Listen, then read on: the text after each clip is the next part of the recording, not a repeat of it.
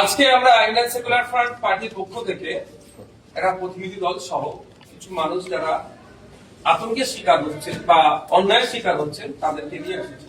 বাইরে কিছু মানুষ আছেন, আজকে সিও স্যারের সাথে কথা বললাম যে নাজার থানার মূলত সন্দেশখালী বিধানসভা নাজার থানার বিভিন্ন অঞ্চলের বিভিন্ন বুথে বিএলও মারফত কিছু কাগজ সার্কুলেট করা হচ্ছে। সেখানে দেখানো হচ্ছে কোন জায়গায় নাম লিখে তার পার্ট নাম্বার, সিরিয়াল নাম্বার, তার নাম, এসিটি নাম্বার এবং তার সাথে সাথে নট ইন্ডিয়ান সিটিজেন লেখা দিচ্ছে, কোন জায়গায় ডেথও লেখা দেওয়া হচ্ছে। এইভাবে করা হচ্ছে, এটা মানুষ আতঙ্কিত। আমরা যতটা জানি নির্বাচন কমিশনের কোন এখতিয়ার নাই এইটা খোঁজা কে ভারতীয়, কে বাংলাদেশি, কে মায়ানমারি, কে আফগানি, এই ধরনের সিটিজেনশিপ খোঁজা। আর্টিকেল 324 নির্বাচন কমিশন পাওয়ার পাচ্ছে ইলেকশনকে কন্ডাক্ট করা, ভোটার লিস্ট স্বচ্ছ করা, ভোটার কোনো অবৈধ ভোটার না থাকা, অবৈধ মিনস যারা এখানে যে গাইডলাইন সেটা বৈধ ভোটারের 18 বছর ঊর্ধ্বে নাম ইনক্লুড করা। এটা কোনো নোটিশ করে বা কোনো পঞ্চায়েতে বা বিএলওর মাধ্যমে কাউকে জানানো যে তুমি ভারতীয় নয়, এইটা এর মধ্যে পড়ে না। সেই মতো আজকে আমরা সিও স্যারের কাছে এসেছিলাম। সিও স্যারকে তিনটে আমরা প্রতীকী উদাহরণ দিয়েছি আমরা, যেরকম তিনজন এবং দুজন মৃত, যে দুজন আছে ভদ্রমহিলা আর ভদ্রলোক হচ্ছে মৃত্যু হিসাবে দেখানো হয়েছে, তাদেরকে হাজির করেছিলাম। আর যাকে ভারতীয় নাগরিক বলা হচ্ছে না তাকে হাজির করেছিল। তিনজন। এই অফিসে তো সবাইকে বেশি লোককে ঢুকানো যায় না।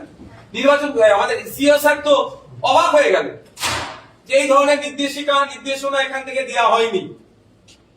এটাও বলে দিলে বুথের স্তরে কেউ এই ধরনের এটাকে একটা ভুল বার্তা ছড়ানোর জন্য এগুলো করা হচ্ছে।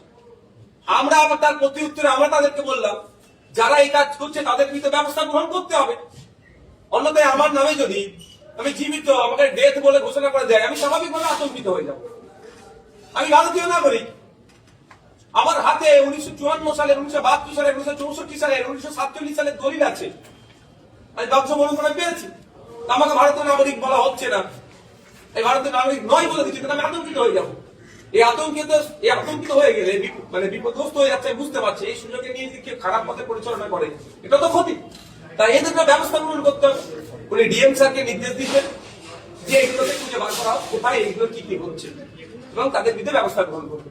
এবং আমরাও বলেছি সহযোগিতার জন্য কোন বুথ, কোন বিএলও, কোন ইয়ারও তাদের পার্টিকুলার আমরা নোট করে আমরা সিও স্যারের কাছে পাঠাবো যে এই বুথে আমরা এখন পর্যন্ত খবর পাচ্ছি বিএলওর নাম, তার কন্ট্যাক্ট নাম্বার, ইয়ারও বা ইয়ারও যিনি আছেন তার ডিটেলস আমরা দেবো।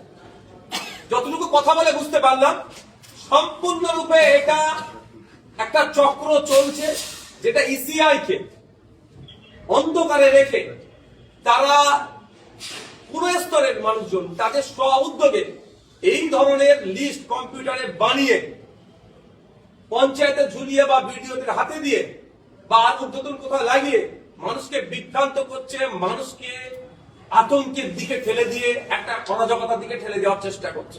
আমি এটাও রিকোয়েস্ট করেছি স্যার আপনি পুরোপুরি তথ্য নিন, প্রয়োজন আপনারা প্রেস করুন। আমি সাজেস্ট করেছি প্রেস করুন, প্রেস করে মানুষকে আশ্বস্ত করুন। আজকে 3টে মানুষ যখন গিয়েছিল ভিতরে, এনারা তো ডাইরেক্টলি এফেক্টেড, আমরা ইনডাইরেক্টলি এফেক্টেড। ডাইরেক্টলি যারা তাদেরকে আশ্বস্ত করেছে এই ধরনের কিছু হবে না, আপনারা নিশ্চিন্তে থাকুন, এ কথা বলেছে। কিন্তু 3 জন আজকে জানতে পারলেন। প্রায় 2500 অধিক এই ধরনের নোটিশ এসেছে, নোটিশ মিন্স নামের লিস্ট এসেছে। তাদেরকে আশ্বস্ত করার দায়িত্ব ইসিআই এর বর্তাচ্ছে। তাদের যেমন যারা আতঙ্কের দিকে, অরাজকতার দিকে ফেলে দেওয়ার